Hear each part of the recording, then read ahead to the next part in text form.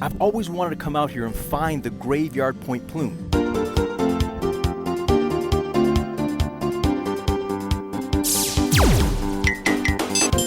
Pretty cool.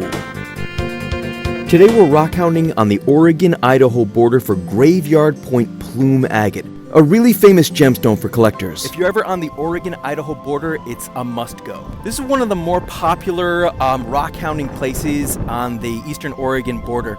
It's just full of really interesting stuff. And here's what our terrain looks like. It's kind of in the Sucker Creek area.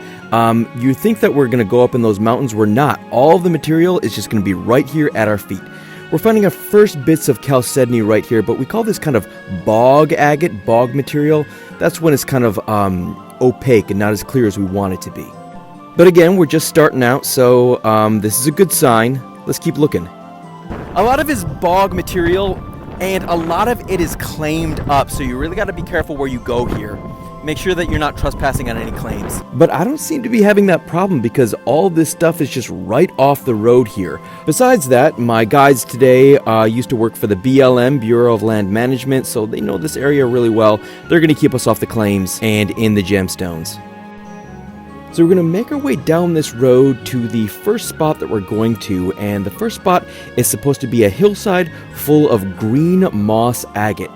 Green moss agate is a beautiful gemstone. A lot of people are starting to put it in their engagement rings lately. That's kind of like a new trend, and when it's in jewelry, it looks like this. However, when you find it in the ground, it looks like this. I'm going to zoom in so you can see that. That's green moss agate when you first find it. Looks very different from the finished jewelry pieces, doesn't it? I'll zoom in here again. Check that out. It's basically just dirt and clear chalcedony and green. Now, if it's too green, if all the green is really densely packed, that's not what you want. What you want is something that looks like this piece right here. This is our best piece of green moss agate because all the patterns are clearly defined. You see the green color clearly patterned out by the agate. And we're going to kind of keep mining around this little hillside here, all these green moss agates, and we're also going to find some of this botryoidal agate. Botryoidal agate is the bubbly stuff. That's always a great indicator of plume nearby. Okay, so now we're moving on to spot number 2. We're going to try and find that quintessential Graveyard Point Plume agate. That's going to be a seam agate, so it's going to kind of come in lines, the thicker the better, and it's going to be clear chalcedony with almost white feather-like patterns that go through the chalcedony and give it its plume-like, feather-like pattern. And of course, my first chunk of Graveyard Point Plume agate is probably my best one of the day.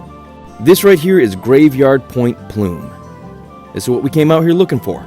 So this is the quintessential Graveyard Point Plume right here. Here's a second piece of it, a little thicker here. You can really see that pattern. Check that out. Clear chalcedony with white, almost feather-like patterns going through. Now you always want to turn a plume agate on its side. That's how you can actually see the patterns.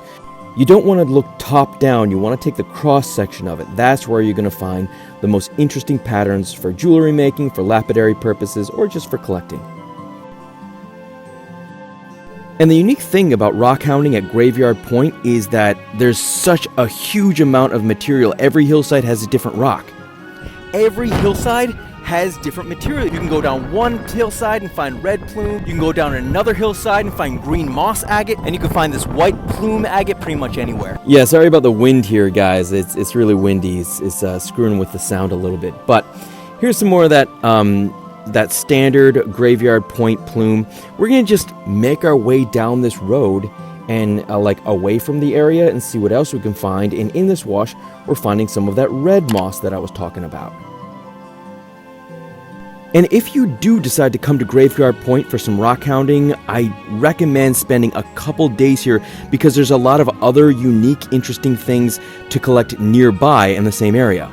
You can find the blue opal deposit nearby, which looks like this right here. You can find the pictured jasper deposit nearby, which looks like this. And there's a lot of rockhounds out here. You can see them in the distance, and it's like, doesn't look like many, but for the middle of nowhere, that's a lot of people.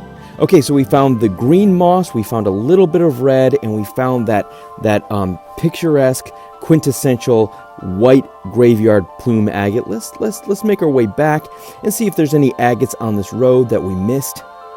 Here's a little golden yellow one that it looks like I missed on the way in. This is going to go in the bag. And with so many awesome rock hounding opportunities just within an hour's drive of this location, I recommend starting here because this is probably the most popular spot, and then just branching out, seeing what kind of rocks and minerals this whole area has to offer. Graveyard Point Plume agate. Pretty cool.